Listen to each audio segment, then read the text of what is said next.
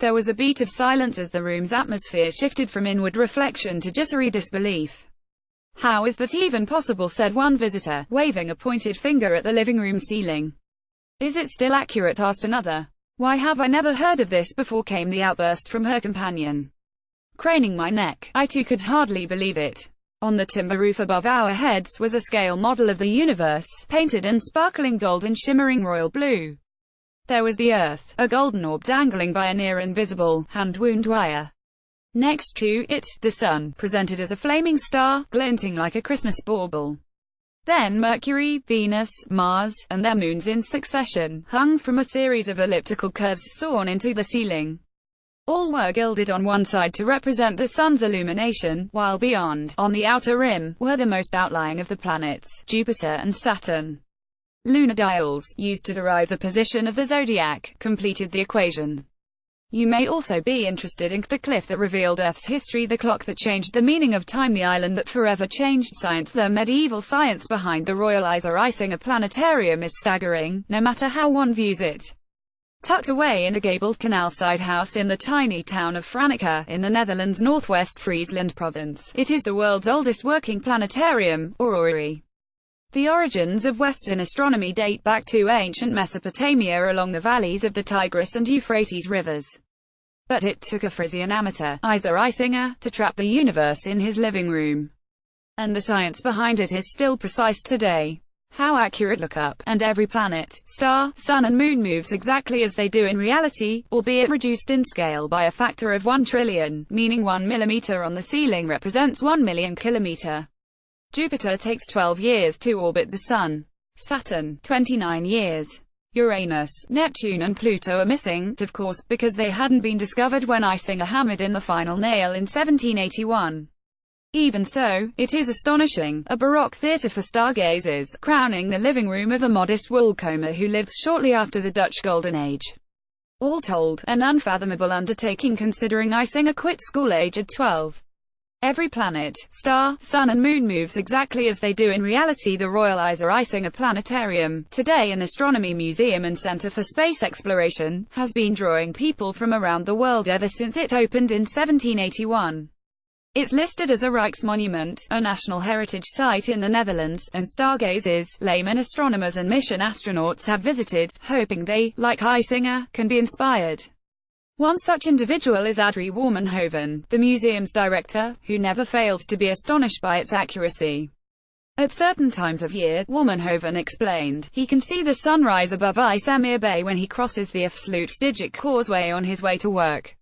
When I step into the planetarium later, I can see the same time of the morning on the dial, he said excitedly when I visited on a clear February afternoon. A few years ago, Venus transited the Sun, a rare astronomical phenomenon, yet even it was visible inside the planetarium. Incredible, right? While Isinger's story is well known within his home province of Friesland, it's a tale that would be lost to the rest of us without the planetarium, and the well-thumbed handbook he left behind. Filled with sketches and drawings, it explains in minute detail how to maintain the orrery, long after its inventor was gone. The planetarium is very exact, but not perfect, Wormenhoven said, explaining the clockwork-like mechanism. The pendulum, for instance, is made of a single type of metal, so it's influenced by temperature fluctuations. Then there are the planet wheels themselves, which create problems because of their size. So according to Isinger's manual, we have to adjust them every 10 to 12 years. It was on the 8th of May 1774 that Isinger first put his self-taught knowledge to good use. Panic had erupted among the villagers of Franeker when a doomsday scenario was presented to them by Ilko Walter, a Frisian clergyman and theologian. An upcoming planetary alignment, they were told, meant the Earth would burn to ashes in the sun. It must have felt, if only just for a moment, that time had stopped. Isinger, little more than a hobbyist, wanted to show them the truth. His aim was not to make a mockery of the church, but to predict future planetary movements and show the townsfolk how wrong they were. Isinger knew every planet had its own orbit around the sun, tour guide Masha Nordermeer told me as she traced complex circles across the ceiling as Isinger once did.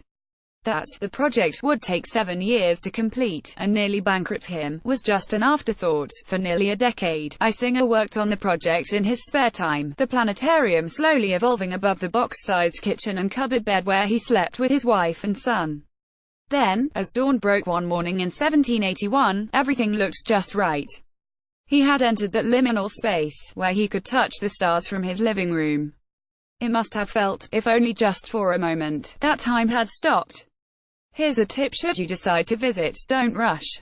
As well as displays of Georgian telescopes, 18th-century octants and a tellurium, an educational model of the Earth, Moon and Sun, the latter represented by a flickering candle. The mathematical ingenuity required for the planetarium's design takes time to process.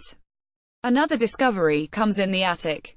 Hardwired by a complex system of clockwork wooden hoops and discs, tightly bound by cables bathed in dusty gloom, Isinger's model of the solar system is held together by more than 10,000 homemade nails, which serve as gear teeth. So impressed was William I, Prince of Orange and the first King of the Netherlands, when he climbed into this same pitch loft 200 years ago, he decided to buy it outright.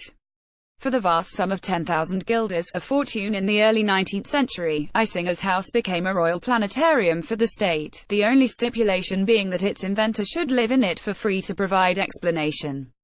I emerged blinking back onto Franeker's streets. As ivy-draped houses caught the last of the day's light, a slough of stars began to appear. Cyclists pedaled along cobbled canalways, and in front of the medieval Martinus church a newly installed basin fountain sat in darkness. Built in honor of another great Dutch astronomer, it is dedicated to Jan Hendrik Oort, born in Franeker in 1900, whose assumption that the Milky Way moves around our solar system, and not the Sun, was proved correct. Only then did I realize that for such a small town, Franeker has made the universe so much larger, so much brighter, for everyone. Isinger, aged 84, buried in nearby Droneriep, 7 kilometers away, where he first grew up. Today a bronze statue, dedicated to this extraordinary wool comber, looks enduringly to the skies in the shadow of the house in which he was born. As tributes go, it's one he'd surely be proud of. Join more than 3 million BBC Travel fans by liking us on Facebook, or follow us on Twitter and Instagram. If you liked this story, sign up for the weekly BBC.com features newsletter called If You Only Read 6 Things This Week. A hand-picked selection of stories from BBC Future, Earth, Culture, Capital and Travel, delivered to your inbox every Friday.